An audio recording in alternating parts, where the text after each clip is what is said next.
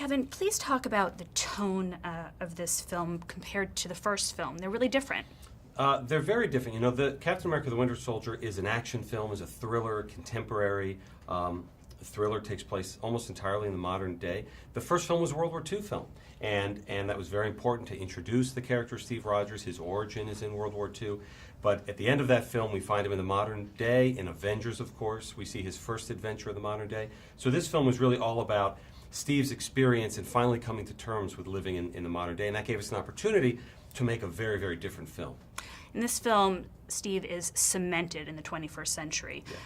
Now that he's at this point, where do you see his character evolving?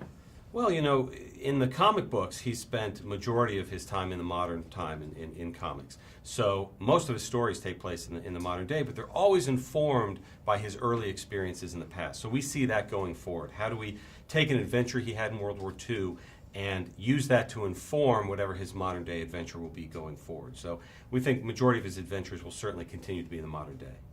And working with the Russo brothers, two directors, how was that? Was it helpful to have more of a team, a directorial team? It was great. I mean, the Russo brothers have done an amazing job for us on this movie.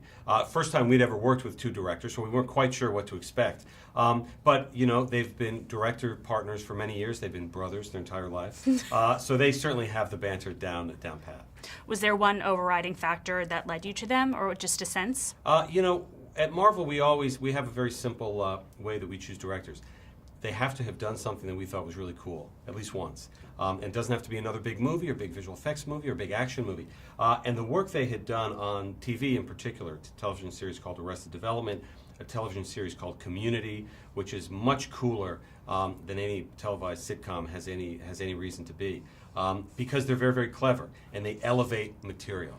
And that's what we wanted. We wanted somebody to come here to take our ideas that we had for this contemporary version of Cap's story and to translate the Winter Soldier comic book by Ed Brubaker to the screen, and they pulled it off. So speaking of translating the comic book to the screen, was there a discussion as to whether to follow the stories traditionally or to add new stuff in there? How did that evolve with the script? Well, you know, we always start with a pile of comics and a blank sheet of paper. That's how all of our movies start. And in this case, the comics were Brubaker's run on Cap, which was the Winter Soldier run, because it was so well done. The tone of that comic was done in this sort of thriller, conspiracy thriller tone, which is what we wanted to do with the movie. And the main antagonist of it, the Winter Soldier, is of course revealed to have a very deep, deep connection to Captain America. And whenever you can find a villain that has such a personal connection to your hero, you run at that chance to do that. So we changed some things because we wanted the movie and the story has to take place in our cinematic universe that we've built over almost 10 movies now. But mainly we wanted to keep to what the comic had established. So what does this dynamic between Captain America and the Winter Soldier bring to Steve's character? What does it force him to do? Well, so much of this movie is about him coming to terms with the fact that he can never go back to where he's from, to the 1940s. He doesn't have a time machine. So just when he thinks he's finding his place in this world and he's learning how to deal with this new world, something from the past comes back and unsettles all of that. And that, of course, is the Winter Soldier. Something from the past teams up with the Black Widow, and this time really is a team with her. Now, they're opposites in many ways. Talk about that pairing and how it informed both of those characters in the storyline. Well, we knew the exciting thing for us was that in this film, Steve Rogers, 100% in the modern day, and is working for S.H.I.E.L.D. So more so than Iron Man 3, more so than Thor: The Dark World, Captain America: The Winter Soldier takes place in the world of the Avengers. And we wanted to use that as an opportunity to see more of Nick Fury than we'd ever seen before and to see more of Black Widow than we'd ever seen before. And the notion of teaming Chris Evans and Scarlett Johansson as Steve Rogers and Natasha Romanoff was very exciting because Steve, you know, basically on the surface is very you know, what's good, what's bad, black and white, has a very moralistic center. Black Widow, of course, has been a spy since she was a little girl, and she deals, like Nick Fury does, in these shades of gray. So the notion of pitting those two together was going to add to a lot of fun conflict.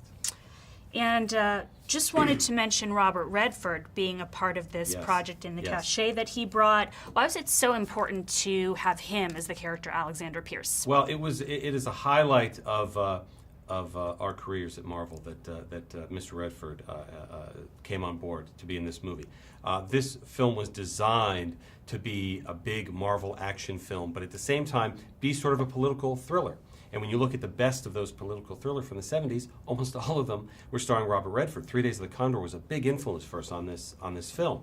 And he recognized that, I think, and I think he wanted to be in a film like this, and he has grandkids who are fans of our films, thank goodness. So it was an amazing experience working with him on this movie.